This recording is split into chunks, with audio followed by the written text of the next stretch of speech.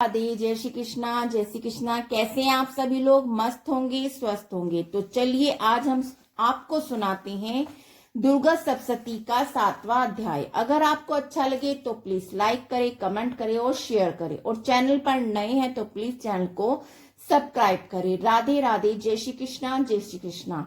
चलिए देर न करते हम आपको सुनाते हैं दुर्गा सप्तशती का 7वां अध्याय, चंड और मुंड का वध। मैं मातंगी देवी का ध्यान करती हूँ। वे रतन में सिंहासन पर बैठकर पढ़ते हुए तोते का मधुर शब्द सुन रही हैं। उनके शरीर का वर्ण श्याम है। वे अपना एक पैर कमल पर रखे हुए है और मस्तक पर अर्ध चंदन धारण करती हैं तथा कहार पुष्पों की माला धारण की हुई वीणा बजाती हैं। उनके अंगों में कसी हुई चोली शोभा पा रही है। वे लाल रंग की साड़ी पहने, हाथों में शंख में पात्र लिए, उनके वंदन पर मधु का हल्का हल्का प्रभाव जान पड़ता है और ललाट में बेदी शोभा दे रही है। ऋषि कहते हैं तदांतर शुंभ की आज्ञा पाकर वे चंड और मुंड आदि दैत्य चतुरंगी सेना के साथ अस्त्र से सुसज्जित हो चले। फिर गिरिराज हिमालय के स्वर्ण में ऊंचे शिखर पर पहुंचकर उन्होंने सिंह पर बैठी हुई देवी को देखा। वे मंद मंद मुस्कुरा रही थी। उन्हें देखकर दैत्य लोग तत्पर से पकड़ने का उद्योग करने लगे। किसी ने धनुष तान लिया, किसी ने तलवार संभाली। कुछ लोग देवी के पास आकर खड़े हो गए। तब अंबिका ने उन शत्रुओं के प्रति बड़ा क्रोध किया। उस समय क्रोध के कारण उनका मुख काला पड़ गया, ललाट में भौं टेढ़ी हो गई। वहां से तुरंत विकराल मुखी काली प्रकट हुई, जो तलवार और पास लिए हुए थी। वे विचित्र खड़क वाग धारण की हुई, चीते की चर्म की साड़ी पहने हुए, नर मुंडों की माला विभूषित थी। उनके शरीर का मांस सूख गया था, केवल हड्डियों का ढांचा था जिससे वे अत्यंत भयंकर जान पड़ती थी।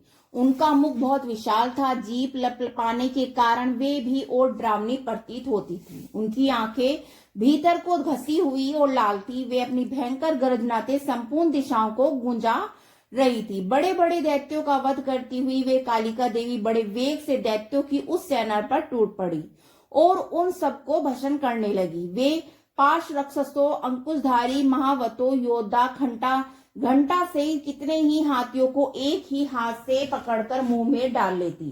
इस प्रकार घोड़े, रथ और सारथी के साथ रथी सैनिकों को मुंह में डालकर वे उन्हें बड़े भयानक रूप से चबा डालती। किसी के बाल पकड़ लेती, किसी का गला दबा देती, किसी को पैरों से कुचल देती और किसी को छाती के धक्के से गिराकर मार डालती।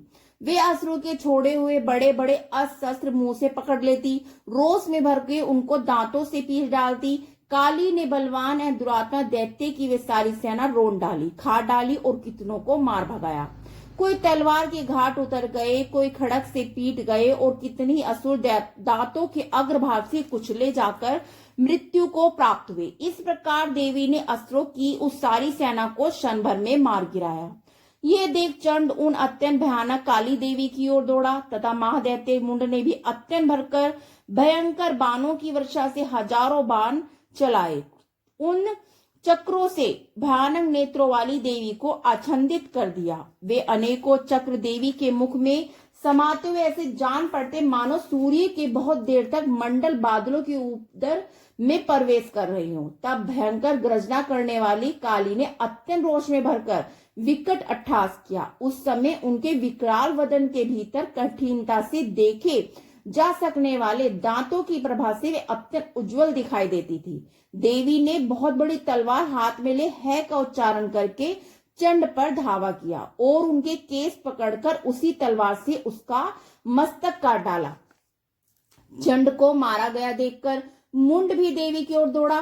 तब देवी ने रोष में भरकर उसे भी तलवार से घायल कर धरती पर सुला दिया। महाप्रकर्मी चंड और मुंड को मारा गया देख मरने से बची हुई भाकी सेना भय से व्याकुल हो चारों ओर भाग गई। तदंतर काली ने चंड और मुंड का मस्तक हाथ में ले चंडिका के पास जाकर प्रचंड अट्टहास करते हुए कहा, देवी, मैंने चंड और मुंड नामक इन दो महापशुओं को तुम्हें भेंट किया है।